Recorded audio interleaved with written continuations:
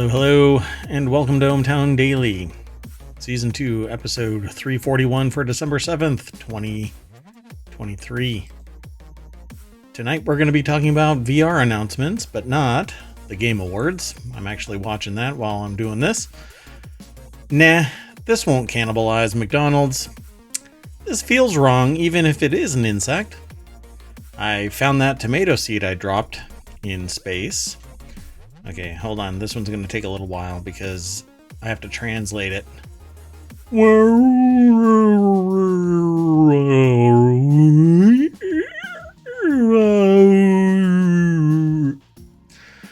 Hope I got that right. Hydrogen power cubes, forever freshwater chemical fish.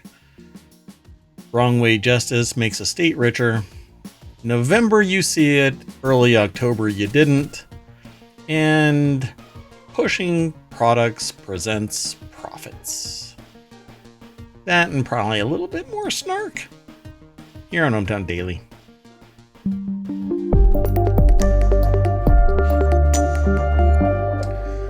Hello, hello, I am Mayor Watt. That is ohmTown.com, and up there is the ring of sentience for the sentient AI that I found on a USB drive outside of a Wendy's that is from the future.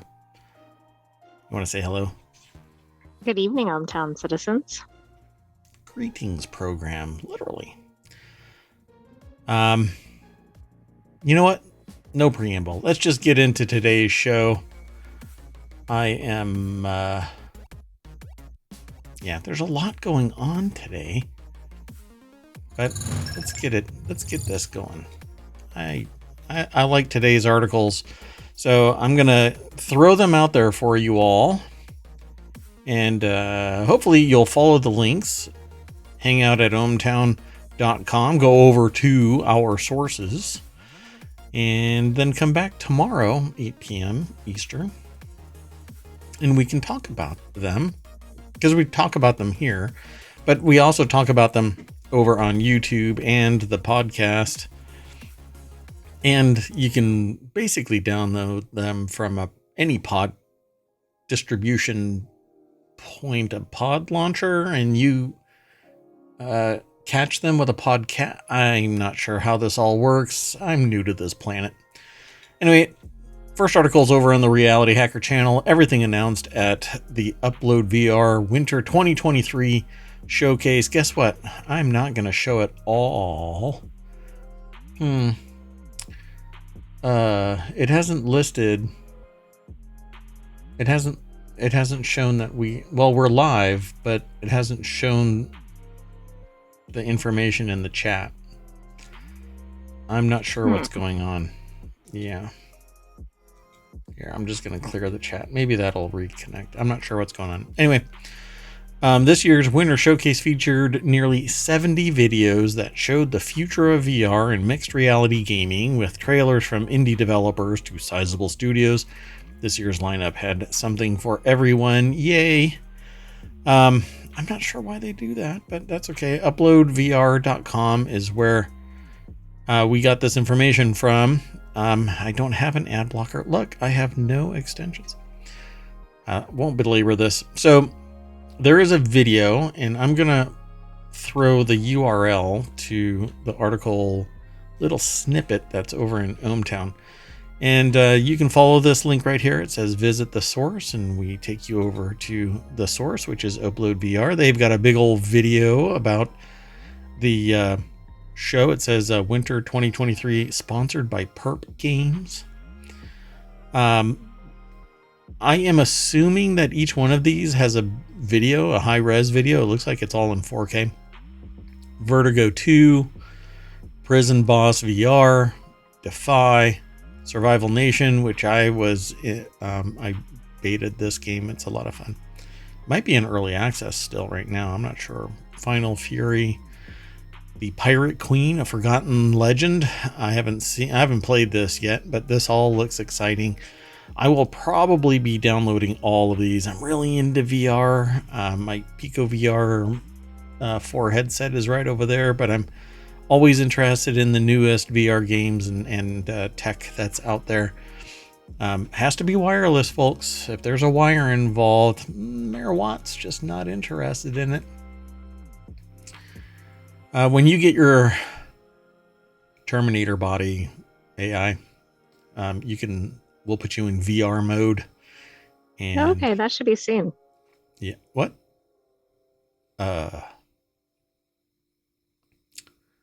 Oh boy. Oh, okay. Well, the show has to go on. Zero Caliber 2. Like I said, I'm not going to go through all of these. Wallace and Gromit, Ghosts of Tabor, Arcade Paradise. There's so many. Look at this. It just goes on and on and on. That is a lot of trailers. On. Look at that. This is amazing. I didn't get a chance. I wanted to watch this because this was actually streamed, if I recall correctly. And then I wanted to watch this afterward and go through it. I never got a chance. And right now, the Game Awards are underway. I don't know how long that's going to last, but I'm hoping that I'll be able to watch some of that between now and tomorrow's show. But I've got meetings as well all day tomorrow, so we'll see. But look at this. The problem with being a mayor. Yeah, that's true. Tiny Archers. That just sounds cool. Tiny Archers pits you against fantasy creatures from range. Available now on Quest App Lab. A full release is planned for April 2024 on Steam VR and Pico. So when they do this, like on Pico or on Quest, that means that it's on device. You don't need a PC. You can actually download the app directly onto the VR headset, which is awesome because then you can go anywhere with your VR set and you don't need anything. You can just play it. That's really cool. I didn't even know that was possible. Yeah, it's pretty badass. So, all kinds of stuff. Nope challenge, mixture. It's just amazing. Look at this. It just goes on. Yeah, you know, people say that VR is just a fad. But no. Doesn't look like it. Does not look like it. And this is all stuff that's coming out now and stuff that's been out. It's just so damn cool. Guess she'll have to start streaming some VR. Yeah, Walkabout Mini. Yeah, I have Green Hell VR. That's amazing. That actually got me a little... I was playing it and I'm like, I don't know about that. So, yeah, there's a whole lot more. So go over to... I'm scrolling really fast and that's like VR sickness. Which is basically like seasickness. You even take the same medication to stop you from doing that. Like Dramamine or whatever. Exactly. But it's easier to just take them off, rest for a little while, recover. Get your VR legs, so to speak. Okay, let's keep going, folks. News stops for no one. So the next article is over on the Stock Marketeers channel. McDonald's Cosmics spinoff launches this month with churro frappes and pear slushes on the menu at a McDonald's spinoff launching this month. Churro frappes, s'mores cold brew, and popping pear slushes. So the article's over at marketwatch.com. Emily Berry is the author. Oh, did I say who it was that did this one? Henry Stockdale did the uploadvr.com article that was titled Everything Announced at the Upload VR Winter 2023 Showcase. I'm so sorry, Henry. Okay. So Emily Berry over at MarketWatch did this article about McDonald's Cosmic spinoff. I don't know why they call it McDonald's Cosmics spinoff. Kind of like the, what is the steakhouse? The Ruth's Chris's something. Oh, Ruth's Chris Steakhouse, yeah. I think that there's another name now. It's like Ruth's Chris, Ruth's Steakhouse. Like, I thought that there's another name to it now. There might be two of those kind of organizations where it's so-and-so's so-and-so. Right. It looks like it's still Ruth's Chris, but I think there is some other company like that. Yeah. So they're saying that this is supposed to be nostalgia-based McDonald's. They even mentioned it in the article, and I've read this elsewhere. I don't get it. I'm not sure what the nostalgia is for, because aren't these like new beverages, for example? Yeah. So the company plans to open about 10 Cosmic locations by the end of next year, but it's far bigger plans for its namesake burger chain. What? Oh, I don't get it. So fast food chain said Wednesday that the first of its new Cosmic locations will open in Bolingbrook, Illinois. Later in December, the company plans a handful of additional outposts is what they're calling them, in the months to come, promising mood-boosting escapes across the Dallas, Fort Worth, and San Antonio metro area. Cosmic is inspired by nostalgia, McDonald's said in a Wednesday release, and diners will be able to customize their drinks with popping boba, flavor syrups, energy or vitamin C shots, hopefully not caffeine shots, and more. And I think that's kind of like the soda jerk side of things, where you could get it with this and have that flavor and, you know? Okay, but most of the customers may not have had that experience. Well, if it's anything remotely in the last 20 years, none of them have had that experience. And then they have creamy avocado tomatilla sandwich and pretzel bites, and also be familiar favorites or flavorites. Familiar flavorites. I like that one. That's on a shirt. Egg McMuffins and M&M McFlurries. So I titled this one, nah, this won't cannibalize McDonald's at all. No. Well, how are you going to pick if you have a McDonald's and a Cosmics next to each other? Are you going to get a McFlurry at both locations? I can tell you which one I'd go to. The one that gets me my food. Exactly. I'm not going to go to two separate locations. And I honestly, I think most people are just like number two. You know, they don't want to sit there and mess around with all of this. But I suppose, you know, if it's fast and cost effective, then fine. But gone are those days. It depends on if they're trying to get the McDonald's customers, or are they trying to get the Starbucks customers? But if it has things like Egg McMuffins, then they're going to be cannibalizing their own. Oh, I agree. And how many people go to McDonald's or Starbucks to get food customized? Not really. Not really. They might get like a pastry or like a quick non-customized lunch or something. Yeah, but I think that you're sandwich. right. That this is closest to a Starbucks kind of experience. You know, with a creamy avocado tomatillo sandwich. You're not going to get that at a McDonald's. You're going to get it at a Cosmics. But still, if the experience doesn't offset the cost, nobody's going to go to a Cosmics. But I want fast, good food. And if this sandwich costs $10, I'm done. I'm not going. You know, and this screams $11.99. Exactly, which is a lot of money for a drive-through sandwich. That's right. I'm going to be sitting my butt down for $12. Yep. Okay, let's keep on going though. Unless you had something else you wanted to add to that. I'll just say that the sign looks very old school. Yeah. It's almost comical, but yeah. The next article is over in Greenogram. This cyborg cockroach could be the future of earthquake search and rescue at McDonald's Cosmics. Oh, no, sorry. Different cockroaches. I'm sure they're not at Cosmics. I guess we are not going to have that as a sponsor. Damn it. No. I'm really so much for those churro frappes. Man, churro frappes. I'm not good at this. From drivable bionic animals to machines made from muscle, biohybrid robots are on their way to a variety of uses. I titled this segment, "This Feels Wrong," even if it is an insect, because you're going to see a video and it's going to make you want to... you need to make a moral decision when you see this. Even if it is an insect, folks. Watch this. So Liam Drew over at nature.com put the article together. I mean, the message is in the title. From drivable bionic animals to machines made from muscle, biohybrid robots are on their way to a variety of uses. I titled this segment, "This Feels Wrong," even if it is an insect, folks. I mean, the message is in the title. From drivable bionic animals to machines made from muscle, biohybrid robots are on their way to a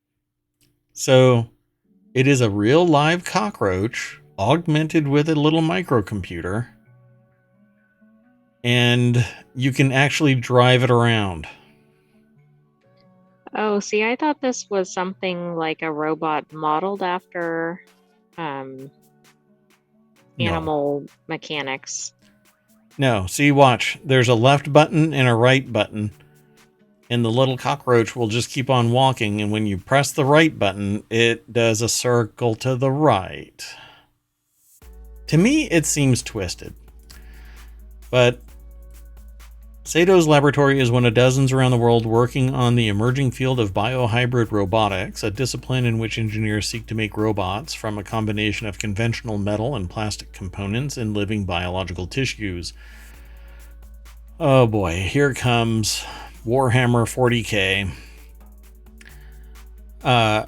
The type and amount of biological material used vary considerably between researchers as they do challenges they are aiming to resolve. With cyborgs such as Sato's search and rescue cockroaches, roboticists harness the natural capabilities of large intact biological systems. Yeah. So I think there's a difference if somebody grows something in a lab that's not actually an animal and incorporates that versus, anyway. I mean, if you're going to pick an insect, do it with wasps. Those bastards. I'm just kidding. It just seems weird to do this, you know? I don't know. I don't like the idea. To me, it seems wrong, but we have done this kind of stuff for generation upon generation upon generation. The amount of person hours dedicated to animal and insect research is phenomenal, and humans are the benefactors of all of this. So you either put your moral and ethics aside and go, all right, society will be better for it, or you struggle with it in perpetuity until it stops. So hijacking the beetle's natural abilities not only bypassed the engineering challenge of flight, but also yielded cyborgs that were self-powered and in possession of a sophisticated sensory system to help navigate the world. They built flying beetles that were controllable with tiny onboard computers. Yeah. Autonomous navigation by cyborg cockroach. There is a lot more in this article, but frankly, cyborg jellyfish swims in a laboratory tank. It's just, to me, it's unsettling. That's an understatement. Yeah. Intelligent design. So there's more. So feel free to follow that link. I find it interesting.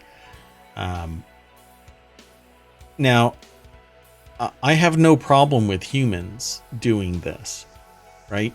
I am cognizant. I have given an affirmative. I have thoughtful reflection on the ramifications of doing a cybernetic augmentation. I wouldn't have a problem with this. But I do have a problem with even an insect. That's just me. I'm not squeamish about it. It's not... I don't know how to put it, you know. I'm not worried about their feelings so much. It just seems creepy as hell. Yet cool at the same point. At the same time, you know. I mean, can you imagine? The potential is great if we can get over the hump of like human to machine rejection and stuff like that. Because whenever we do this kind of stuff, seems like a sci-fi movie in the works, that's for sure.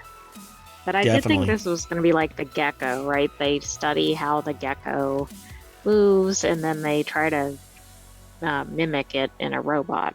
Yeah. Nope. I should have realized with Cyborg, that's not what this was. This was a full-on augmented cockroach with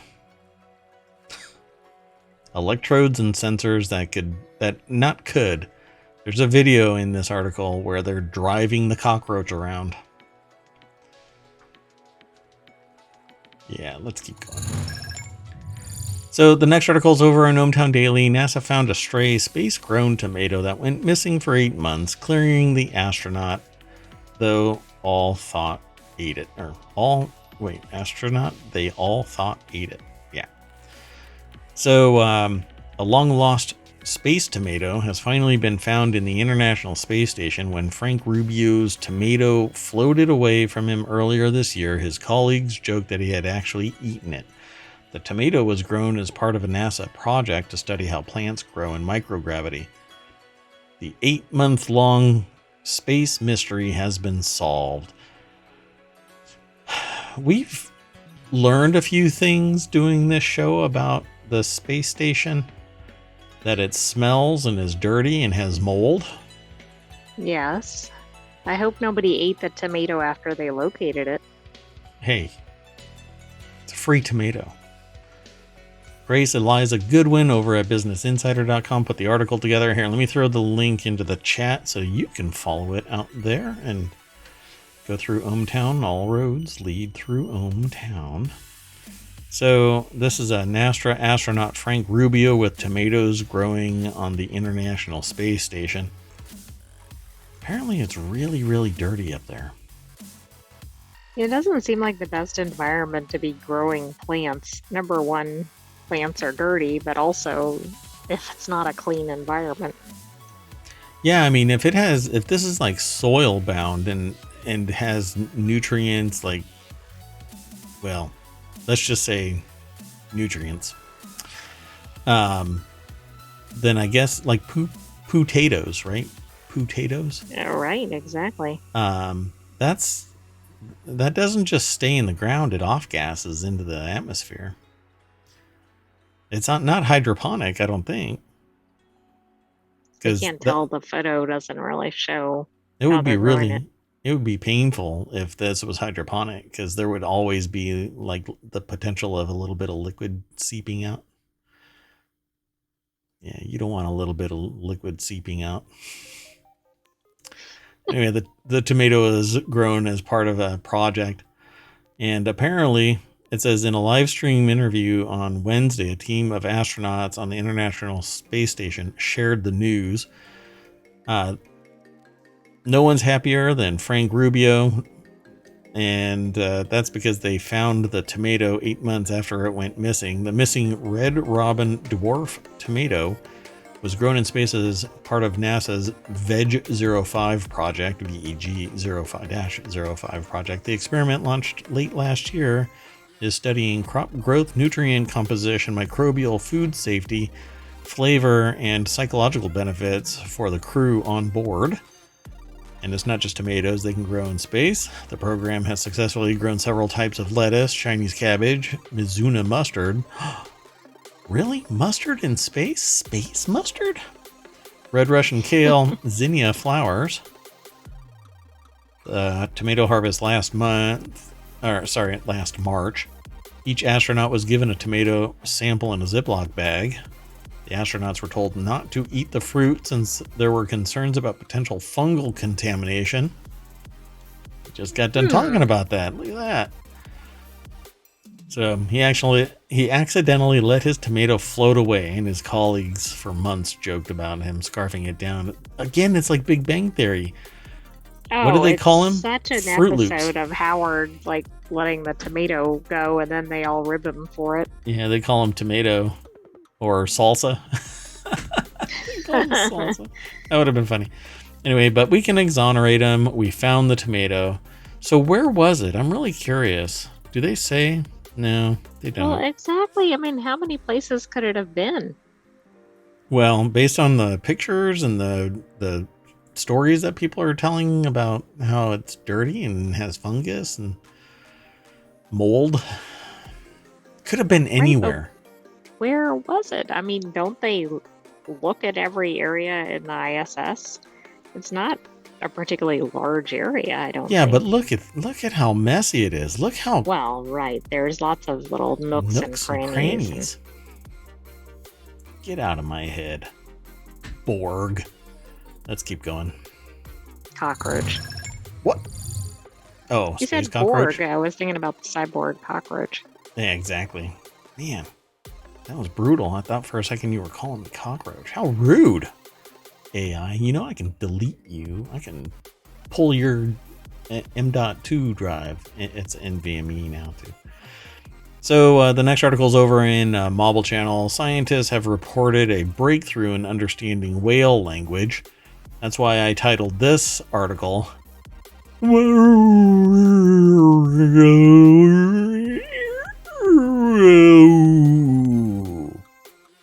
love whale speak. So whale vocalizations or whale song, sperm whales are giants of the deep.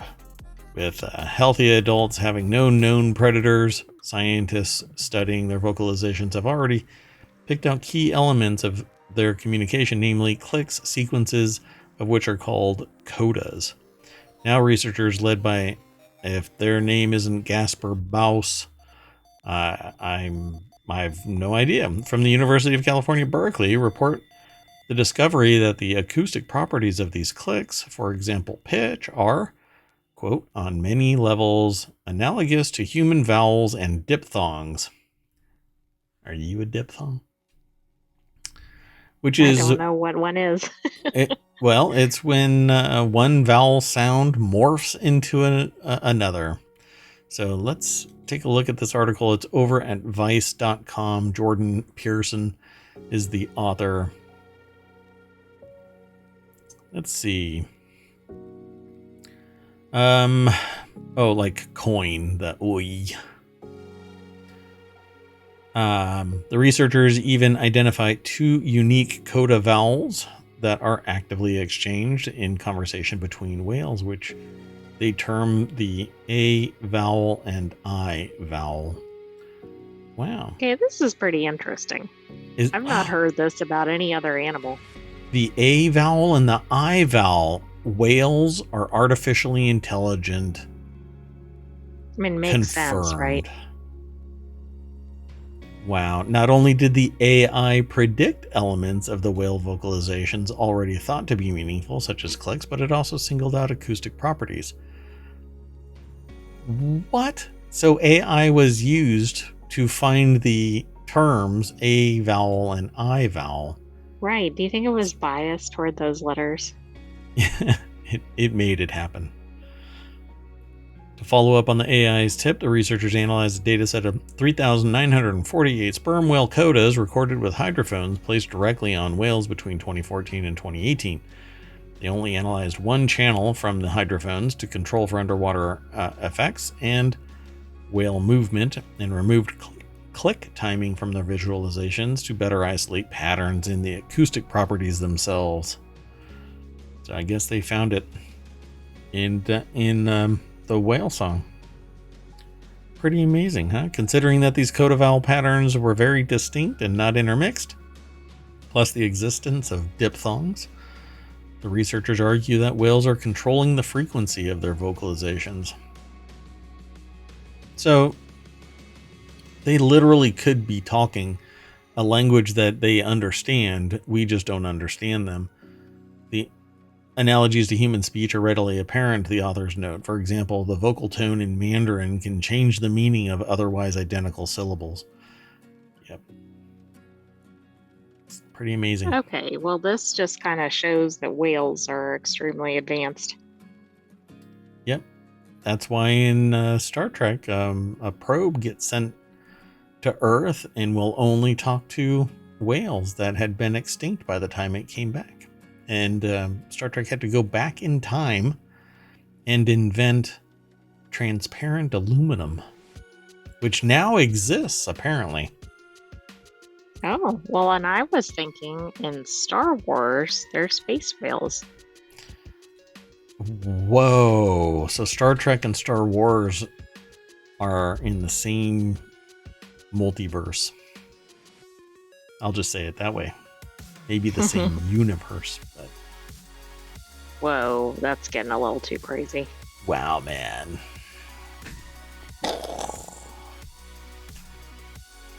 Did you see the special effects? Oh, yes. Production value at an all-time high. Let's keep going.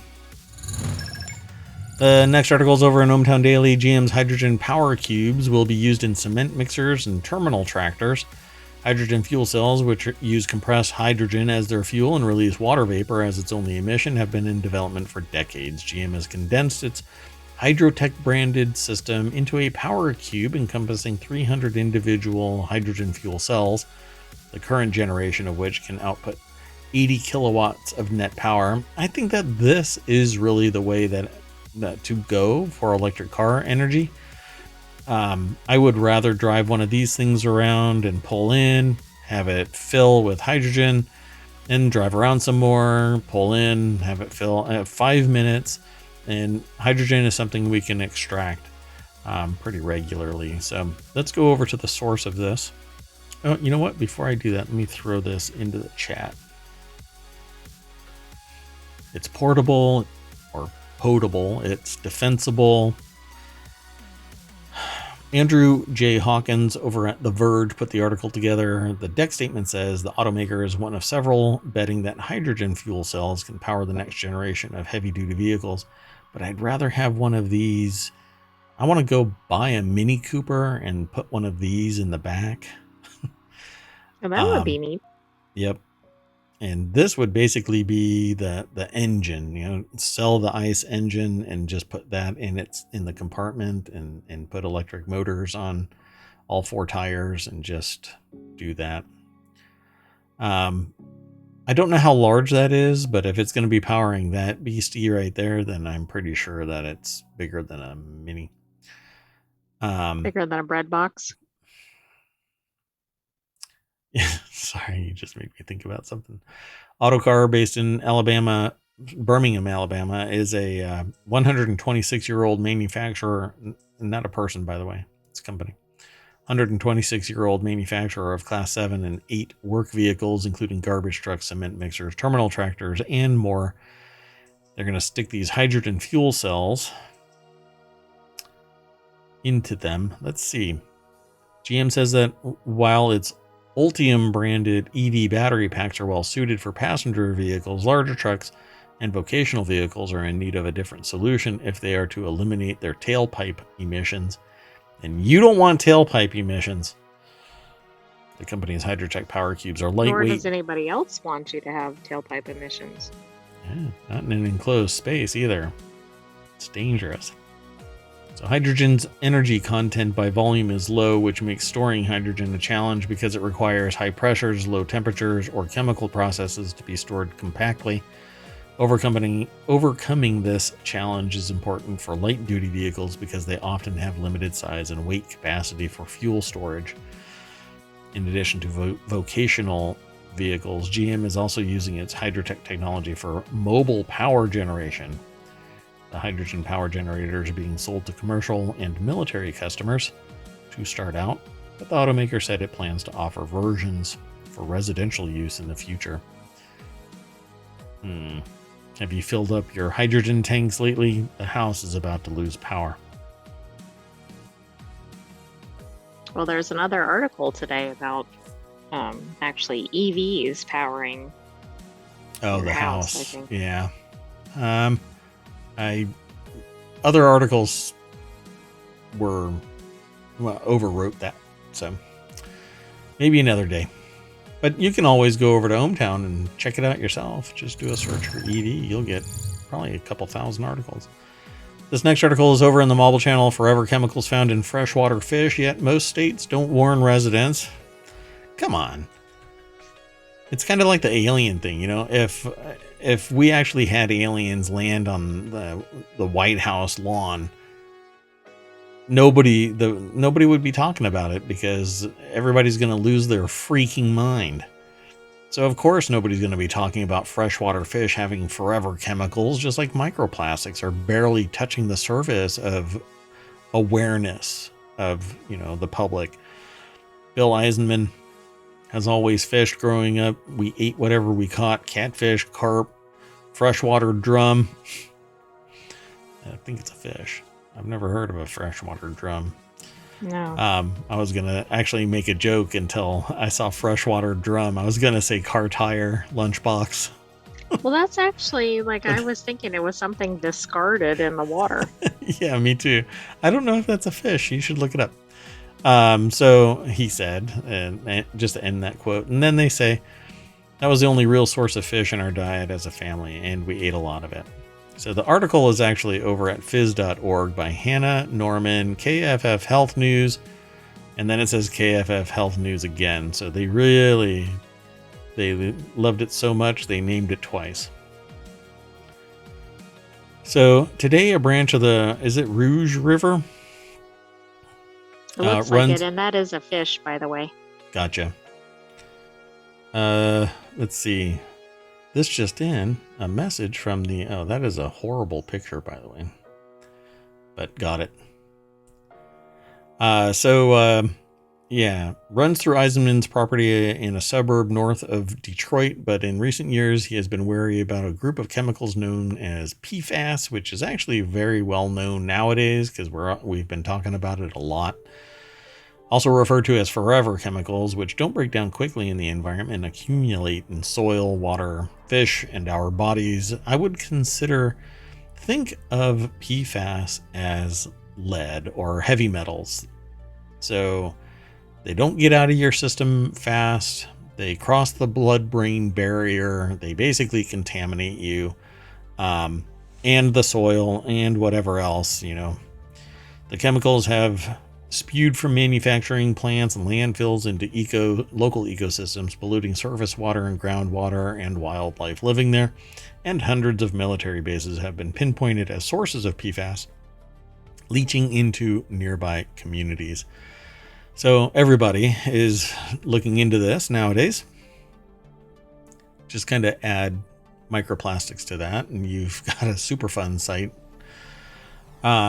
At least 17 states have issued PFAS-related fish consumption advisories, KFF Health News found, and some warning residents not to eat any fish caught in particular lakes or rivers because of dangerous levels of forever chemicals. With no federal guidance, what is considered safe to eat varies significantly among states, most of which provide no regulation. Well, then it makes you wonder, too, if there's any commercial fishing in these areas. It's one thing if you're eating a fish every once in a while that you catch, but I don't know. So they talk about fishing as a way of life. There were no sites that registered 0, according to Eisenman, noting that some had significantly higher levels of chemicals than others. Quote, you need to make a value judgment. I'm going to still eat fish, but I don't know if that's a good thing, end quote. Last year, the National Academies of Sciences, Engineering, and Medicine published a sweeping report that associated PFAS exposure with health effects like decreased response to vaccines, cancer, low birth weight, pretty much all kinds of things. There's more to it. Yeah. We just don't know what the full expanse of the damage that PFAS represents. Sparse testing leaves blind spots. We really should be doing that same sewer testing that we do for illnesses and other things. We do this in cities where we sample the sewage to see if there are any outbreaks. And because we know where the sewage comes from, we know this could be a hot zone. Maybe we can do that with PFAS. I mean, it leaves our system in little bits, but the concentration of it would be in the sewage. So it says we have a 9-mile stretch of river system in which the state determined way back in 2012 that wasn't safe to even eat a single fish, said Tony Spagnola, an advocate for communities affected by PFAS. He owns a home across a lake from a shuttered military site. Yep. A lot of military bases are kind of borderline Superfund sites, if not Superfund sites in and of themselves, particularly if they're manufacturing centers at the same time, or bombing ranges or research facilities that are closed. BRAC pretty much exposed that. So nationwide, there is a place around here that was a BRACT location that was being turned into like a park, and I don't know what the disposition of that is. I don't know if that's occurred. I know where you're referring to. I wonder, but be careful, don't dox. I know. I wonder if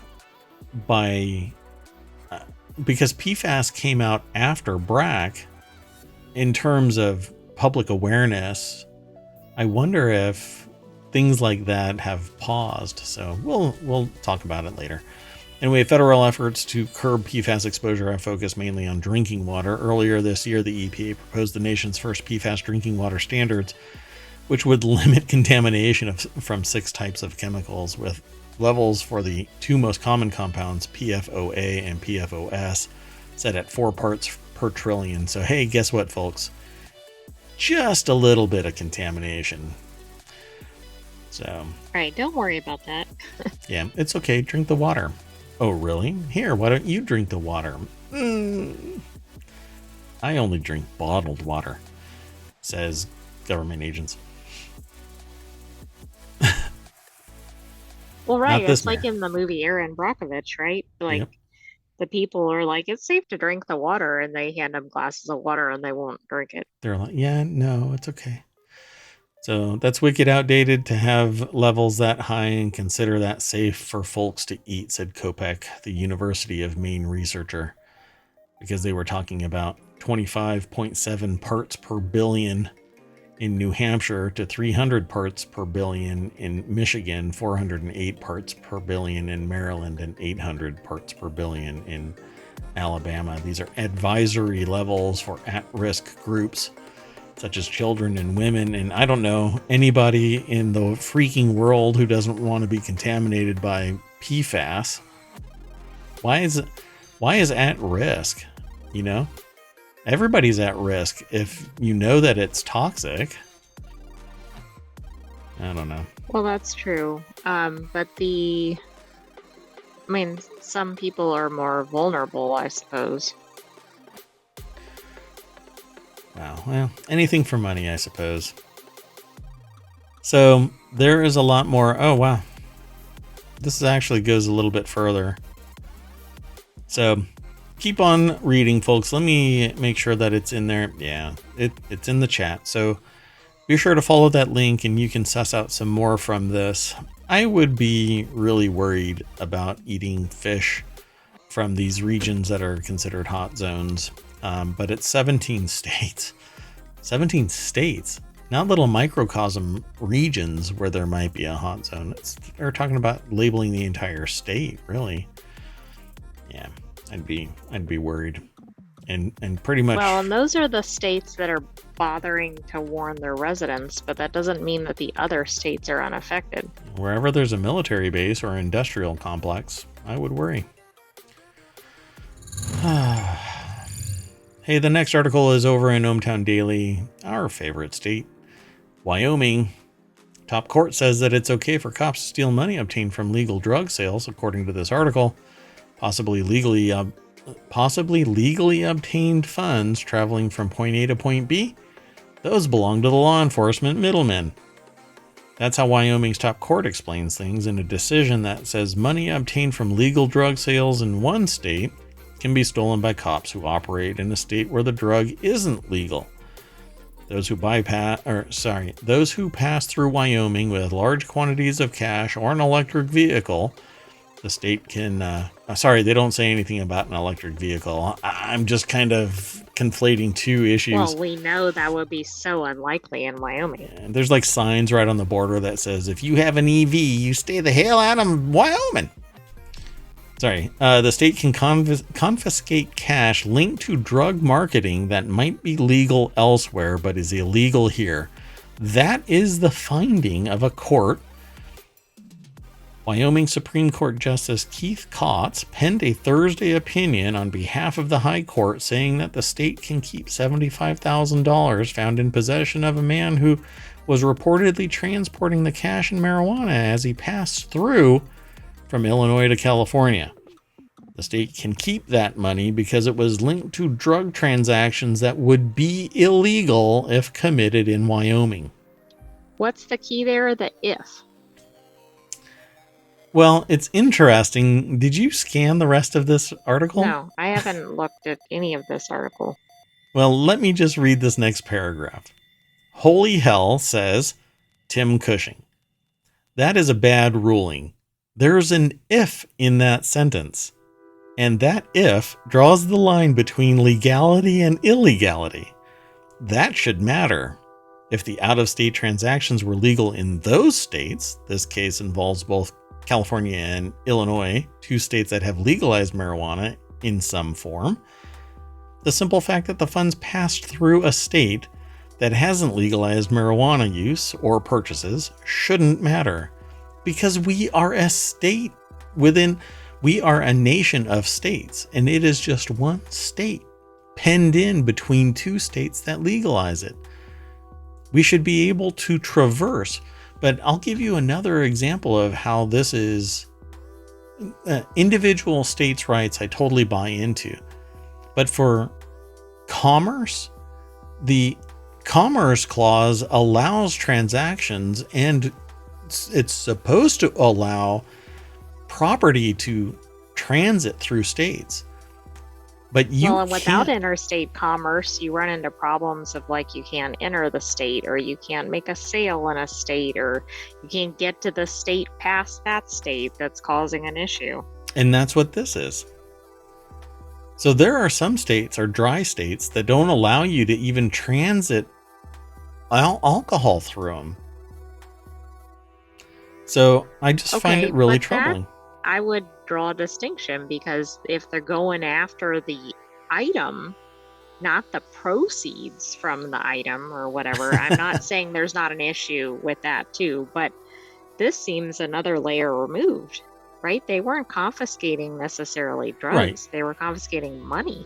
Yeah, but I don't agree with any of it, because we are a nation of states. And just because you have some backwoods wonky bullshit perception of what I drink or what I smoke, it shouldn't stop my product from getting from point A to point Z when you're the, black hole of doofiness. I don't know. I'm trying to keep this somewhat G-rated. But this is so backward thinking in today's society. God. I don't think this is the last we see of this. So the decision notes that there is possible criminal activity afoot when Lorenzo Gallagher was pulled over by state troopers for going 84 and a 75, 9 miles over the speed limit. Come on, man. It's pretty typical. So I don't know if there's other things in here, because they talk about other drugs, ecstasy. So a Wyoming highway patrol trooper stopped Mr. Gallagher for speeding, and he was driving westbound, blah, blah, blah. As they were talking, the trooper smelled raw marijuana. Yeah, right. Excuse me, officer. Why do you know what the smell of raw marijuana is? Anyway, when questioned about the smell, Mr. Gallagher produced a carton of hemp cigarettes as the explanation for the odor. The trooper detained Mr. Gallagher to search the vehicle, which yielded $75,000 in U.S. currency and numerous controlled substances, including marijuana, concentrated THC, tetrahydrocannabinol, and MDMA or ecstasy. That's going to be a problem. Law enforcement also discovered 5 cell phones and written records showing transactions involving the sale of marijuana products. Downloads from the cell phone revealed voicemails discussing what law enforcement believed to be marijuana growing and distribution operations. So, I mean, if it turns out that it is completely illegal operations, then I understand. But it wasn't really presented as that at the end, or at the beginning.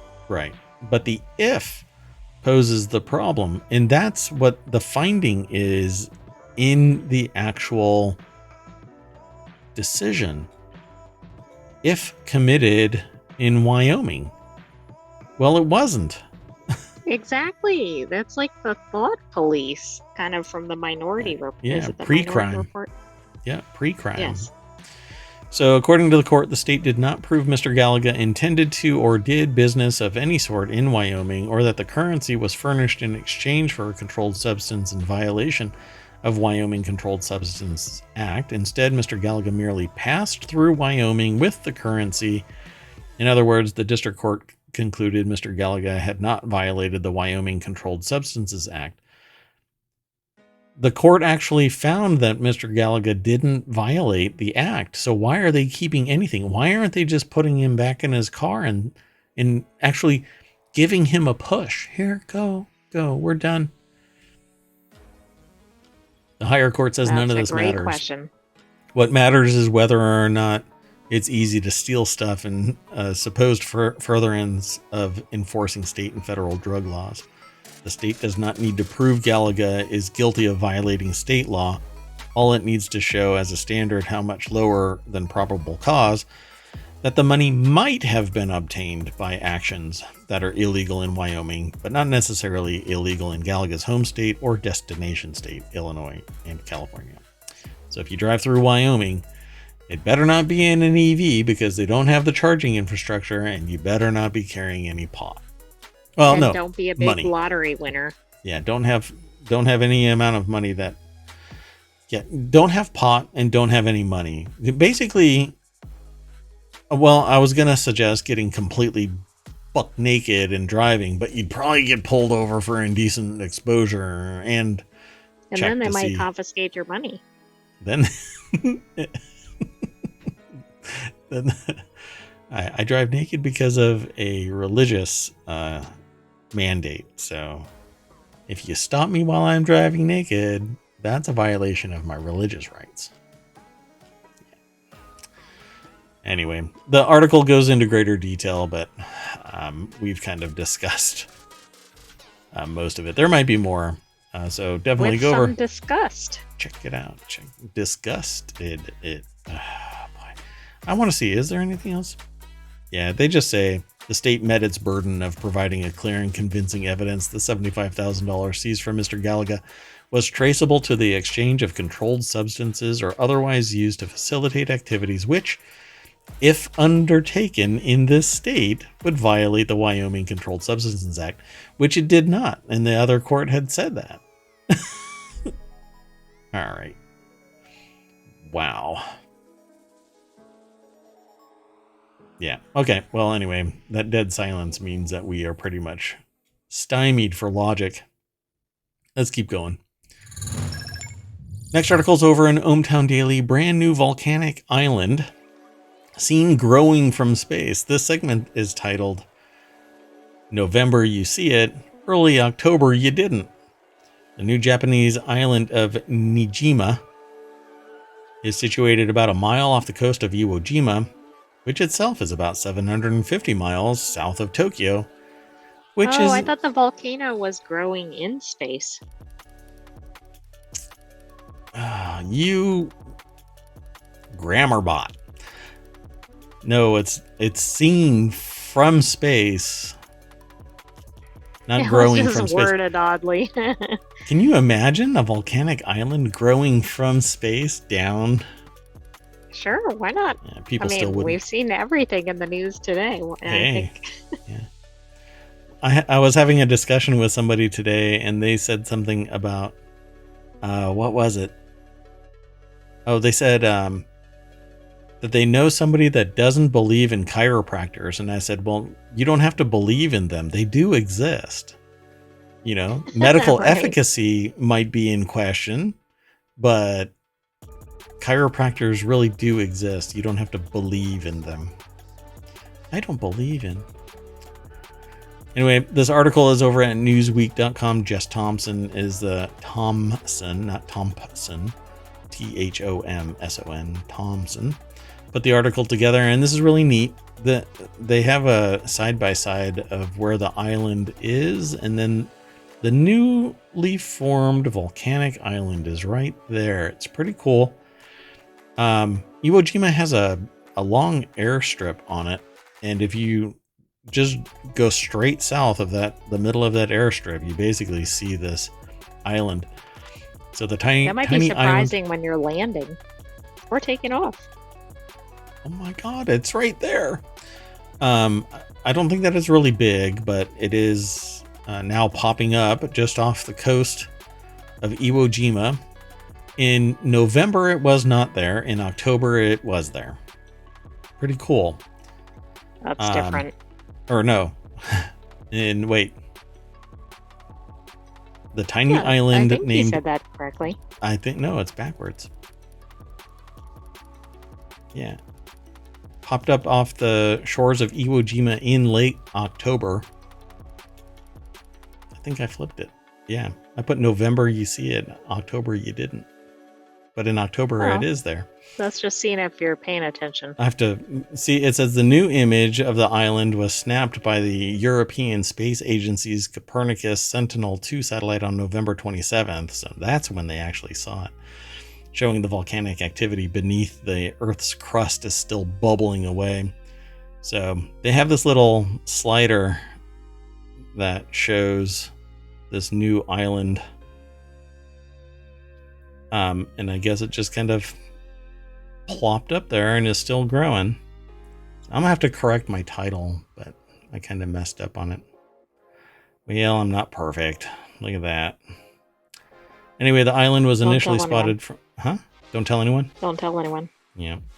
Geological Survey satellite Landsat 9 on November 3rd in the wake of undersea volcano that started erupting at the end of October. Yeah, so... Oh, see, I am right. November, you see it. Early October, you didn't. Yeah, okay. That's accurate. Okay, I'm right then. Gosh. Okay, Mayor Watt, stop dwelling on this. Just move on. So, there you go. They keep talking about it over and over again in the article. But yeah, pretty neat, right? 1 minute That's very neat, especially the graphic. There's 1 minute there's an earthquake, the next minute there's a volcano, the next second an island. There was an earthquake that started this? Well, the volcanic eruption and the earthquake coincided. Okay. And ta-da, you end up with a little because it erupted, it causes a little eruption or a little earthquake. So ba-boom, new land. To me, it's neat, so I chose to throw that in here. Let's go on to the last article. And oh wait, before I do that, let me throw this article so that we get all 10 in our feed here. There we go, in the VOD.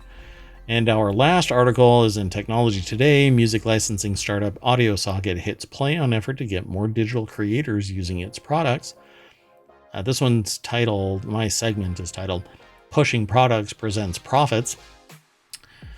Founded in 2009, AudioSocket is seeing growth in its music licensing software products used by social media creators, movie producing studios, and others. Now the company is making a play to startups that need music for games, apps, creator tools, metaverse worlds, and more. So they have a library that seems pretty small. This is over at GeekWire. Kurt Schlosser is the author of this article. They got a picture of the AudioSocket co-founder and CEO Jen Anderson Miller. AudioSocket on Thursday launched a new subscription service that automates access to its globally licensed commercial catalog of more than 85,000 songs from more than 3,000 curated indie bands and artists. So the music that you hear is actually a subscription service from Pretzel. And that's what I use, and I license it. I used to have the old school licensing, but that only allowed me to license stuff in a very specific way. And they don't have synchronization licensing like on demand. You actually have to get clearance. You have to get permission from the people who constructed the music, the artists that wrote the music, played the music, produced the music, and you have to get permission. It's called clearing. It's wildly expensive to do that, time consuming, just laborious. And I think it's intentionally that way so that the price goes up, because if you can't do it easily, then there's no competition. Exactly. It's all kind of stovepiped. Yeah. You have to work your ass off to get a license for one song. So I went the route of Pretzel, because Pretzel is just a subscription fee and you can use all of it. And as long as you're paying the monthly fee, you can play as much music as you want while I'm doing this.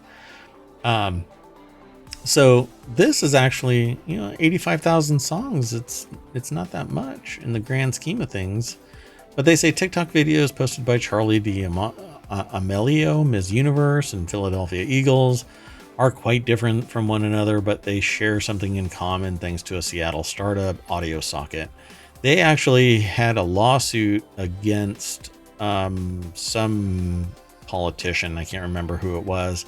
Ted Cruz, as a matter of fact, back in 2016, and they had to settle a lawsuit with Audio Socket for political ads. This alone will probably invalidate my ability to promote this, but we'll see. Maybe I'll promote this.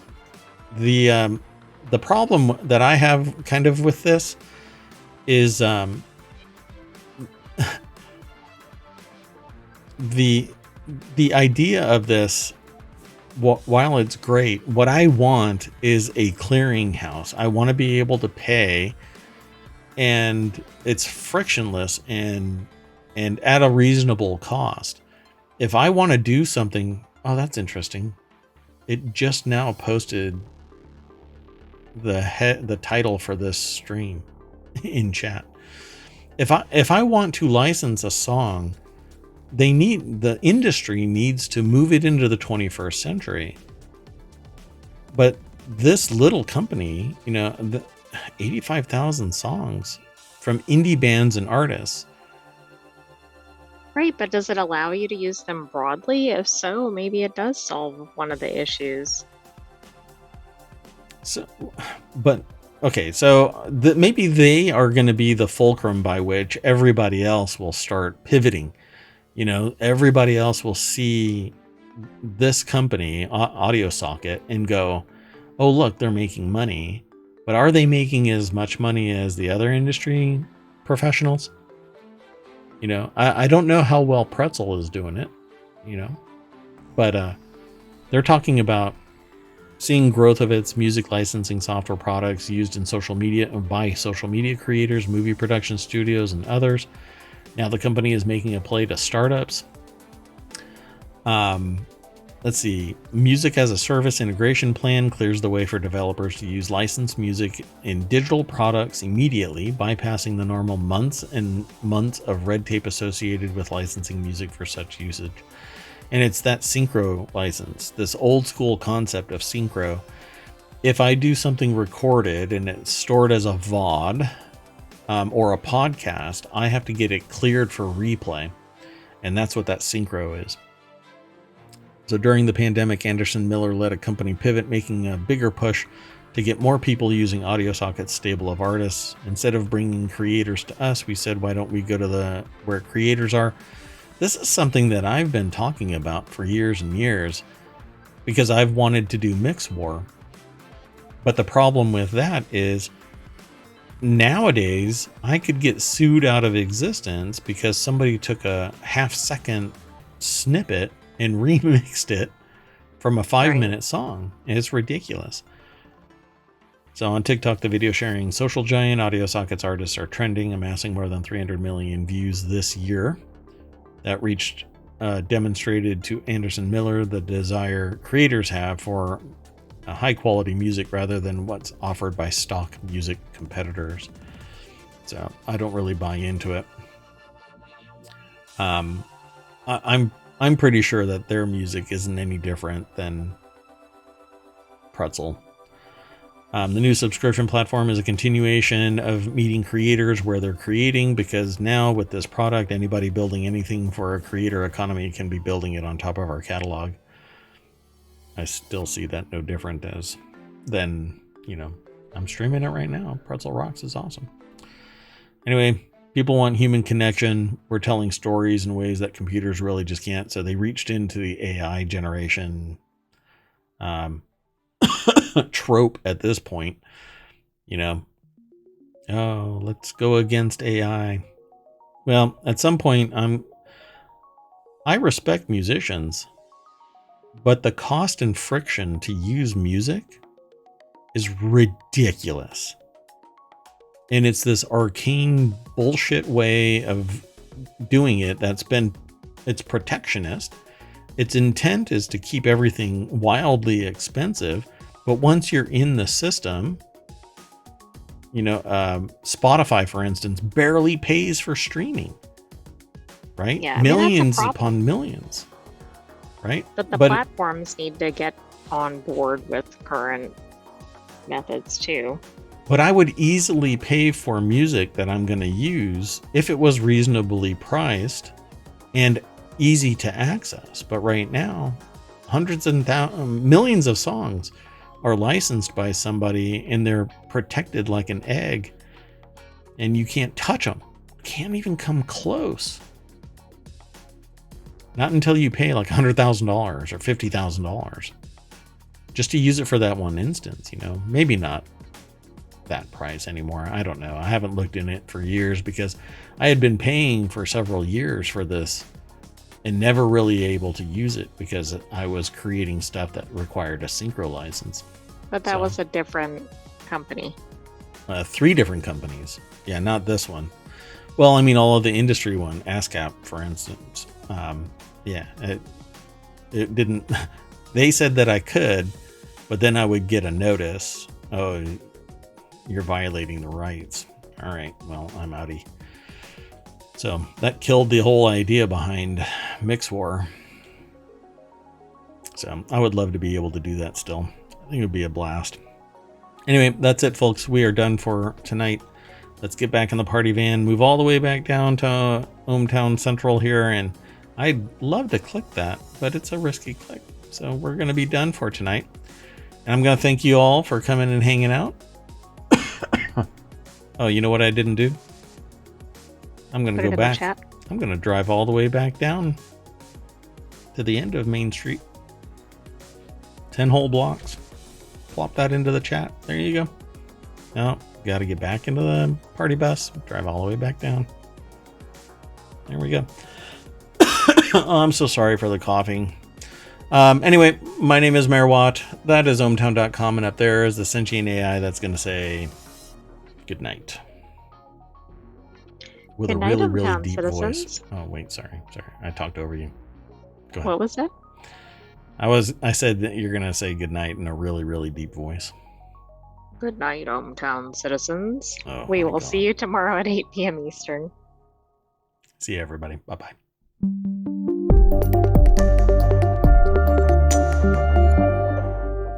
Hey, the music reset right when I did the ending. Okay, bye, everybody.